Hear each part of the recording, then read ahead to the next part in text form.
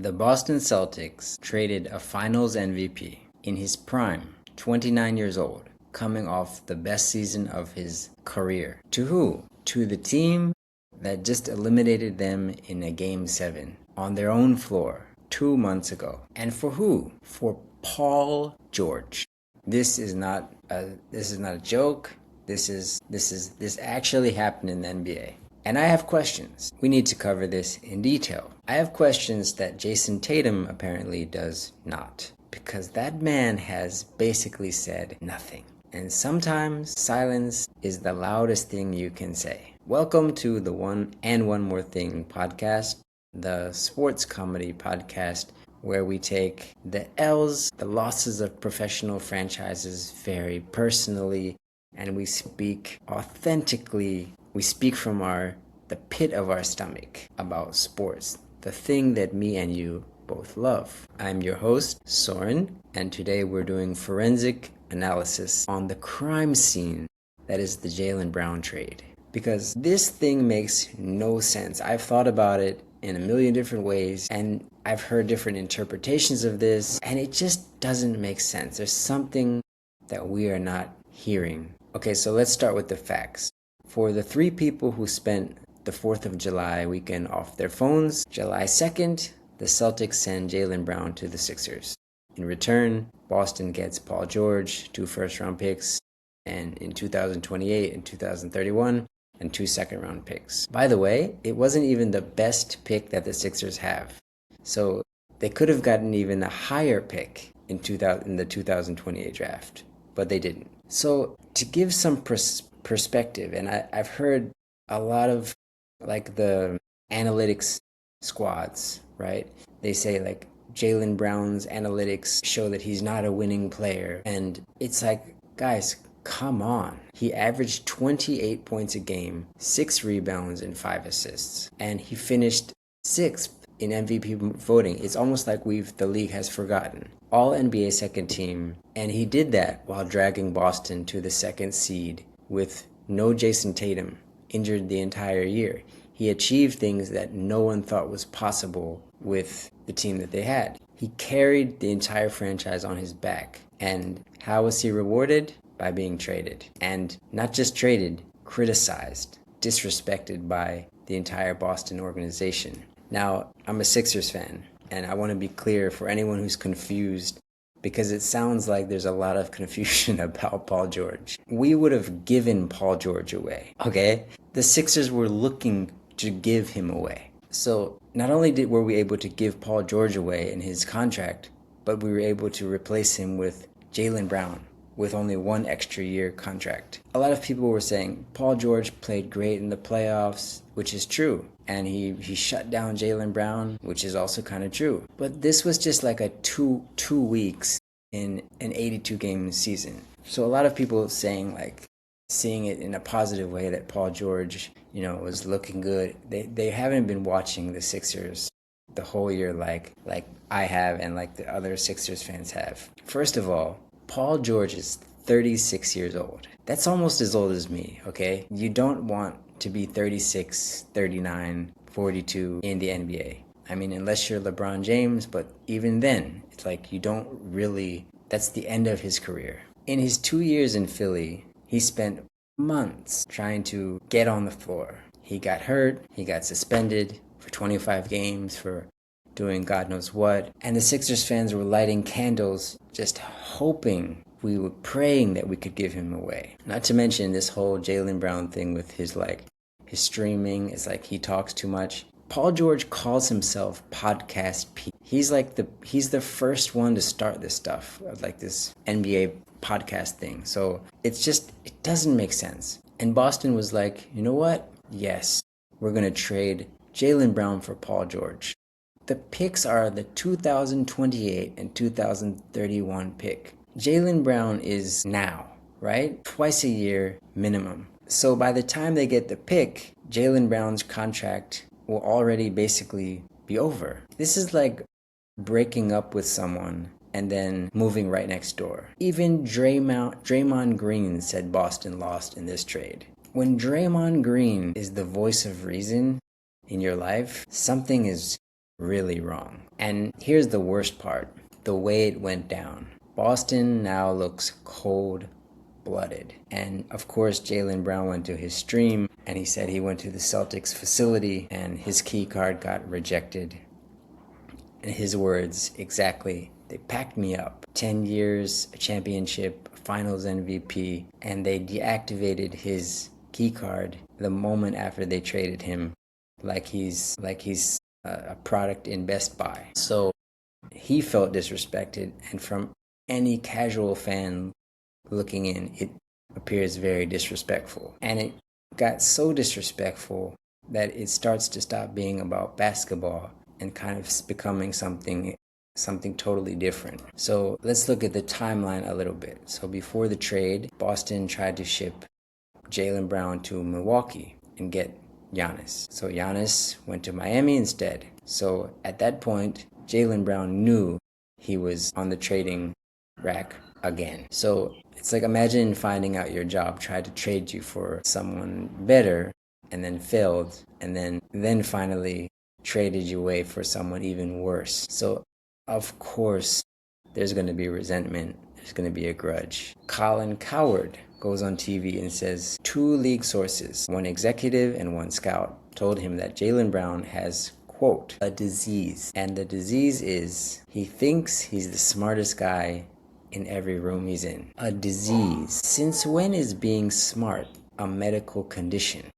I'm sorry, sir, but he's got 6 championships. And it really seems like if someone is intimidated because you think that you're smart, if you get upset about that, it just kind of shows that you're not that smart, right? What a weird complaint to say about someone.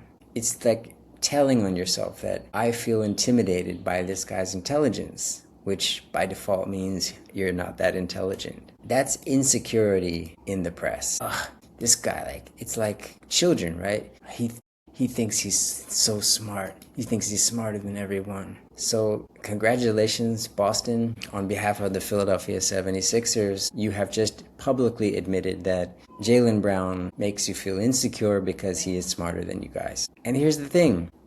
Maybe he is the smartest guy in the room. He studied at Berkeley.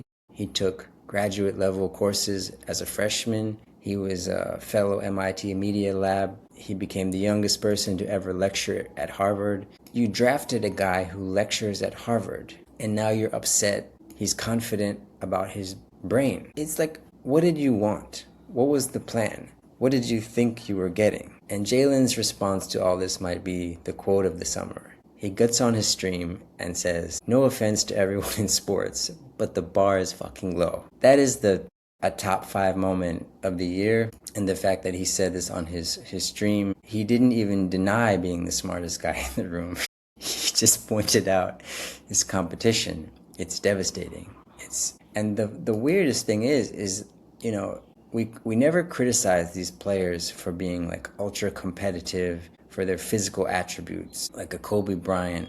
But once they start, you know, expressing themselves as intelligent, independent, thoughtful human beings, it's like, this is a problem. Now, I'm gonna go out on a limb, and as you've seen in my previous video, I will never get sensitive about racial stuff. I don't like talking about it. But in this case, coming from the front office of Boston, it sounds a little bit racist. Like, who is this black guy to think that he's so smart? Where there's no issue if he acts like he's, you know, the best basketball player. That's okay. And it feels very dehumanizing to me, to be really honest. So here's my question about this whole thing, because this is my theory, is that Jayson Tatum had a big part to do with this. Because where has he been? 10 years, finals run together, a championship, a finals MVP for his co-star. Tatum's public response to his co-star for a decade, getting shipped to the most hated rival in your division, was an Instagram story. A story. The format that deletes itself in 24 hours. My man gave Jaylen Brown the same energy you give a coworker who you didn't really talk to. Like, best of luck, take care on your next chapter. 10 years. Think about that for a second. Jaylen went on a stream and named the teammates who reached out to him after the trade. mostly the young guys, Kita, Garza, no Jayson Tatum. Now, we don't know the details. We don't know if Jayson Tatum called, but Jaylen Brown didn't mention him. Now, let's look at the timeline a little bit. Tatum tears his Achilles heel. Jaylen Brown takes over. He has a career year, finishes 6th in the NBA voting, and arguably outgrows the Robin label forever. He's clearly a guy who can lead a team, even a top team. And he made some comments like, this has been my favorite year. And people had an issue with that. They said, your favorite year is when Jayson Tatum is out? You know, I mean, can you be mad at a guy who finally got to be a star and said he enjoyed playing basketball this year? Like, Jesus Christ. And Boston decided somehow that one of two of these guys has to go. And it's the one who didn't tear his Achilles heel. They didn't just make a trade, they made a choice. And someone in that building was comfortable with that choice. Now, I don't know that Jayson Tatum wanted him gone. I'm not saying that because that's, we don't know. Maybe he's just processing it all. But I will say this. If my best friend of 10 years got traded to the worst enemy and all I could produce was a disappearing photo, you would question me too. Did something happen? Silence speaks volumes. Now, I'm riding with Jaylen Brown because as a Sixers fan, this is the part that is going to be thrilling. But the weirdest part about all this for Philly fans is Jaylen Brown doesn't like us. He said it himself. He spent 10 years being programmed to hate Philadelphia. The rivalry, the playoff wars, the process, all of it. Now he's got to reverse engineer his own brain. He's talking about going to get a cheesesteak like it's some I guess I'll get a cheesesteak. Like it's some mandatory thing that you have to do in Philadelphia, like paperwork. You don't have to get a cheesesteak. You get to get a cheesesteak. And then I know his orientation is going to be like, go to Pat's or Geno's. First of all, if you ever go to Philadelphia, don't get a cheesesteak from Pat's or Geno's. And then never mind. But you know what? The funniest thing is that kind of honesty and authenticity and not holding back and just saying, yeah, I've been programmed to hate you guys. Let's go. Let's start over. That's exactly the mentality that the city loves. Philly doesn't want a star who are happy. Philly fans want a star with a grudge. And Jaylen Brown is arriving with 10 years of receipts, a finals MVP, a Harvard lecture, slide deck, and a chip on his shoulder the size of the Comcast building. So I'm giving him, Sixers fans, we are giving him the benefit of the doubt.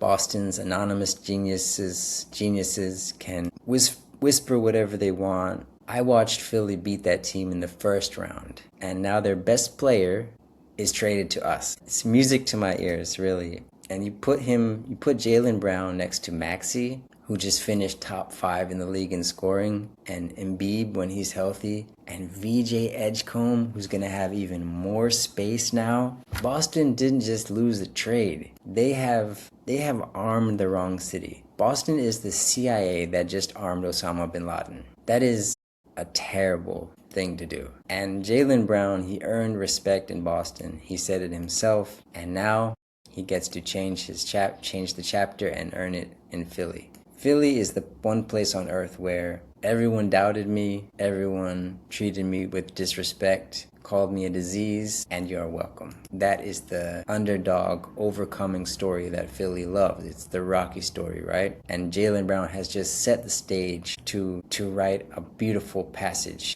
in Philadelphia and win a championship. So that is my take on the current situation, and I'm overjoyed that we have Jaylen Brown now, and I believe the second best or best team in the Eastern Conference, and we are ready to go head to head with New York. So that's it for today's video. Thank you for listening, for watching, and please write your comments, write your thoughts in the comment section, and we have lots to talk about. I would love to hear your thoughts, and I'd love to talk NBA with you, and take care. See you in the next video.